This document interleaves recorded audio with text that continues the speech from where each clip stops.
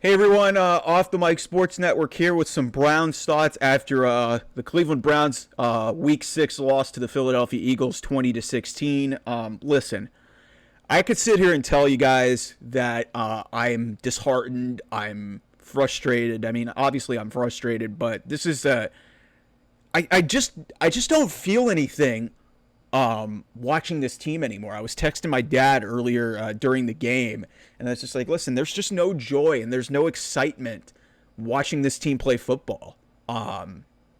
It's just not the excitement and like the energy that we thought going into the season. It's gone.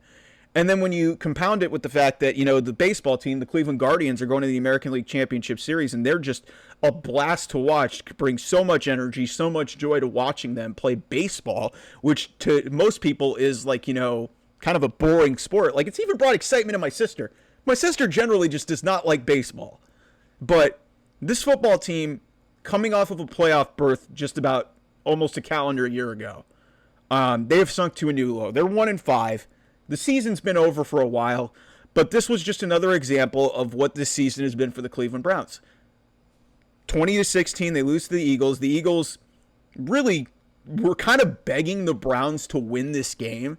They get a kick six at the end of the first half. Myles Garrett's a freaking alien, just jumping over the line and blocking the kick, and Rodney McLeod, the former Eagle, returns it for a touchdown.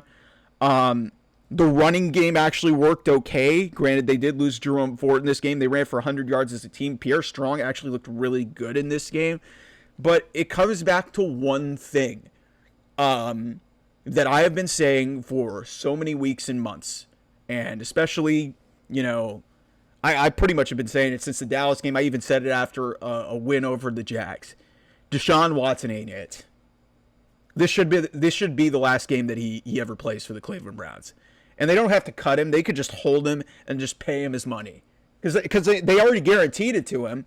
And if you cut him, you're risking the roster. So the only reason why there's only two reasons why the Cleveland Browns are continuing to play him. Number one, Jimmy Haslam has way too much pride to admit that he whiffed badly. Even though we could all see clear as day that he can't play, that Deshaun Watson can't play. And reason number two is in the back of their mind, the Browns in their front office know that the season is over, and if they continue to lose, they're going to get the number one pick, and they'll have a shot at a Quinn Ewers, a Shedeur Sanders, a Carson Beck. There's a bunch of other quarterbacks that come out during this season. Garrett Nussmeier, Miller Moss. I could keep naming people off the top of my head that could potentially turn into really good NFL quarterbacks and be the next guy. Because they clearly know that this is over. This is over. But you can't go home and face a division rival in the Cincinnati Bengals with Deshaun Watson as your quarterback. Because this is not getting it done. They don't score an offensive touchdown in this game. Their only touchdown of the game was off that block kick. They had a coaching advantage in this game. Nick Sirianni sucks.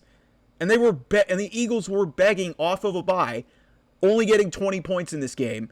A couple of defensive mistakes. They get magnified with Greg Newsome and Martin Emerson giving up big plays. And then obviously the big play at the end with which I thought was a bad play call, by the way, throwing the ball way down the field when you only needed to pick up another first down, and you could run the clock with the Browns only having one timeout. And then, Kevin Stefanski didn't have the most perfect game of all time. That fly sweep to Cedric Tillman was questionable when they were driving, and then they missed the field goal, which was a key point in the game. But what this goes back to is what I've been saying for about a month now. Deshaun Watson is significantly holding this team back. We're now 6 games into the season, 200 yards. We're at 200 yards passing. We can't get to 200 yards passing. Like, what are we doing? What are we doing? He was missing layup throws. He missed one to Amari Cooper. Yeah, Amari Cooper dropped one, but it was way too high for him. He hit a nice throw to Jerry Jeudy because the run game was working and allowing play action to work. You could see the Kevin Stefanski offense was coming back. But yeah, the undisciplined stuff with the penalties and stuff. Yes, they've got a lot of other things to clean up, but what it comes back to is that this organization is being completely held back by the quarterback. This game is a microcosm of the season. Like, yeah, they've been blown out a couple times. They got blown out by Washington. They got blown out by Dallas. But the Giants game was there for them to be taken. The Raiders game was there to be taken. And then there was this game against the Eagles that was also there to be taken. And they win none of these games because they cannot come up with a play at the end. And some people will point to the situation where they're down 20-13 with about 4 minutes to go in the game. They get down to the 3-yard line, get hit with a couple of penalties, and then Jed Wills gets called for a false start, and they kick a field goal. I'm fine with that, actually. I don't think that that's a bad decision by Kevin Stefanski, considering the Browns had not allowed the Eagles to really sustain a long drive, and that's what it was really going to take. And if A.J. Brown doesn't make an incredible catch on what I thought was a bad play call, the Browns are probably getting the ball back. That being said, I don't know how much confidence I was going to have in Deshaun Watson putting that ball in the end zone in the first place. So, but yeah, 16-23, 168 for Deshaun Watson. Like, those numbers aren't bad, but they're not great when you have, they're not great when you are paying him all the money that you are. And this just stems down, like, the Browns defense played actually okay. Yeah, they gave up 372 yards of total offense, but Saquon Barkley only had 47 yards on 18 carries in this game. They did a really good job on Saquon Barkley, who's been one of the best running backs in the NFL this season. So the defense, yeah, but this goes back to the offense can't produce. This is as bad of an offense as I've seen. I feel like, and there's numbers to back it up, this is a worse offense than 1-31 in the 2016 and 2017 seasons. Those offenses were bad. This offense is worse, with a quarterback that's getting paid an inordinate sum of money to, lead this franchise. And every mistake is now, there's less margin for error. And Kevin Stefanski makes a bad play call. The field goal there, they get a missed field goal earlier in the game, choosing to go for that field goal. All of these things get questioned, and the reality of the situation is, it goes back to what I've been saying for about a month. This guy can't play, and he is significantly holding back the Browns because there are 3 wins easily that could have happened. Yet here they are. They're at 1-5. They get Cincinnati next week at home. Deshaun's probably going to be the starter because, like I said, it's a pride thing, and it's also purely just, hey, we're basically punting on this season, which stinks 6 weeks into the season that, hey, we're basically a third of the way through the season, and you're already giving up on the season. Because that's what this is telling me, is that they know that they fucked up, but they also know, hey, Deshaun, yeah, we can't bench him because of the contract, but also, in the back of their mind, they got to be thinking, hey, we got a chance to get a pretty decent pick. All of this just does not look good considering what happened last season with Joe Flacco, who, by the way, won another game. Didn't throw for 200 yards, but he threw for 2 touchdowns. Baker Mayfield, yeah, he threw 3 interceptions, but he threw 4 touchdowns and for 325 yards and put up 50 points in a game against the New Orleans Saints. These are guys that the Browns had on their roster, and they moved off of them. I'm okay with the Baker Mayfield side of it because the relationship was broken. Joe Flacco wanted to come back, but you didn't bring him back because you didn't want to upset the apple cart that was Deshaun Watson. But it's just, man, watching this team, especially knowing what other sports teams and the optimism with them, like, it's just like, I don't know how to describe it. It's like dying a slow death.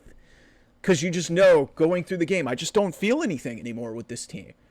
And seeing where this team was almost 300 days ago, almost a calendar year ago, going to the playoffs with a 4th quarterback, this isn't Kevin Stefanski's fault. He's just the easy scapegoat because he's the coach, and all of his stuff in trying to make this work and trying to outthink the room is being magnified even more. And that's the frustration in this whole thing, is that there's so many other scapegoats that you can go to. But it comes back to this. Every defensive mistake is going to be highlighted. Every drop is going to be highlighted. The reality is, when you're getting paid that kind of money, like Deshaun Watson is, you should be able to come up with 200 yards passing in your sleep. He hasn't been able to do it once this year. We're 18 games into this thing, 3 seasons into this thing. He has yet to throw for 300 yards passing at all. Yet to throw for 200 yards passing in 6 games this year. This year. I don't know what more else you guys need to see. If you want to be on the wrong side of history and say that Deshaun Watson can still get this done and want to blame the offensive line, want to blame the receivers, want to blame the coach, it all comes down to the fact that when you pay a guy that kind of money, you're expecting him to, perform better. Patrick Mahomes or, Dak Prescott or one of these high-paid quarterbacks, the Josh Allen, they're going to have a bad game every now and again. We don't need to talk about Trevor Lawrence because he's having a similar type of an issue with the Jags. But usually when you get paid that big contract, you're expected, hey, have a bad game every once in a while. Not a bad game through every single one of the 6 games this year and be the big reason why that your team stinks. They changed the offense for him. They gave him everything that he wanted. I don't know what else you guys need to see. I really don't, because the season's been over. They get Cincinnati at home next week, and if they bring Deshaun Watson out, he is going to get absolutely relentlessly booed by the crowd in Cleveland. It's not going to go well. So if you want to send the message to your fan base that you're effectively tanking the season, okay, fine. But outside of that, and they're never going to say that out loud, why not give Jameis Winston a chance here to see if maybe he could be a bridge guy to potentially, go to a new quarterback? Because it's clear as day that Deshaun Watson is not the future of this team anymore.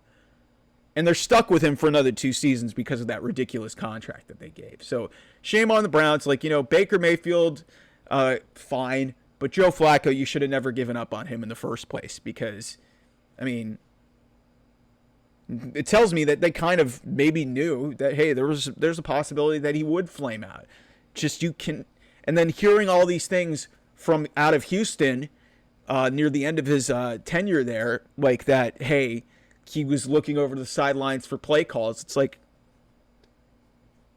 just shows the gross desperation of this organization. And it's just when you have wins on the table, potentially teams asking for you to win, Vegas, Philadelphia, Giants, and then they're able to get out of Jacksonville with the win. Otherwise, they'd be 0-6 right now. But this is one of the worst teams in the NFL. And I did not expect to be saying that 6 weeks into the season, coming off of a playoff berth, paying the quarterback all that money, having all this talent, bringing in a new receiver in Jerry Jeudy. You're going to get Nick Chubb back, but at what cost? He's made an incredible recovery from a knee. He's not going to fix this. So heads are going to start to roll, and I'm really concerned that they're going to lose the best coach that they've had. Because, yes, Kevin Stefanski is not absolved of all the blame in this situation, but it goes back to he's tried every conceivable way to make this work. And just because he gets cute with a play call, that's going to be amplified by 1,000 because the offense can't produce. They're giving themselves limited opportunities, so he's trying to get creative, and he's outthinking the room, and it's leading to blown opportunities. So, yes, it does extend to the coach, but it's because the quarterback's not performing, not the other way around. It's not because of the coach. It's because of the quarterback. So, and it just stems to the rest of the team because now they have to be walking on eggshells because they go out in the field saying, hey, we got to stop this team every single time because we know our offense can't score. And then they give you a special teams touchdown. No momentum out of that. Not a single offensive touchdown in this game. So anyway, I don't know where this team goes from here. They come home for a couple games against divisional opponents. The easy part of their schedule. We're a third of the way through the season. They're 1-5. They're in my opinion, they're the worst team in the NFL. The Jags are pretty bad too, and there's some other teams. Panthers are pretty bad as well. But man, this is just a full-blown, utter chaotic mess. Really on brand for the Cleveland Browns, and I thought we were past all of this. So, but that's what happens when you whiff on a quarterback. And when the Browns, this is as bad of a move, and it's going to be looked upon as one of the worst moves in the history, not of just the NFL, but in sports. All right, so that's the Browns' thoughts for Week 6 post-game. We'll have some guard thoughts actually, which I'm really excited to introduce into the fold here after they go to the American League Championship Series. So hit the subscribe button here. Thanks for all the support on this Browns content. I'm just trying to speak from the heart, but there really isn't any heart to speak from because, like I said, I just feel soulless watching this team. So like, share, and subscribe here on the channel. OT Mike Sports and Off the Mic 28 on Twitter. If you want to follow me. Thanks so much for watching. Appreciate all the love and support. I'll talk to you guys soon. Bye-bye.